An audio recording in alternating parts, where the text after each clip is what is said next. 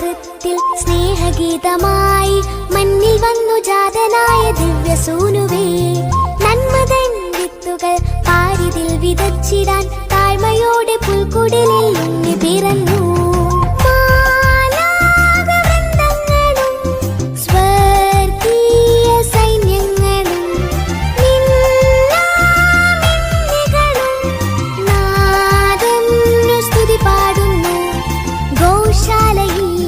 ഭൂജാതനായി രാജാതിരാജനിന്ന്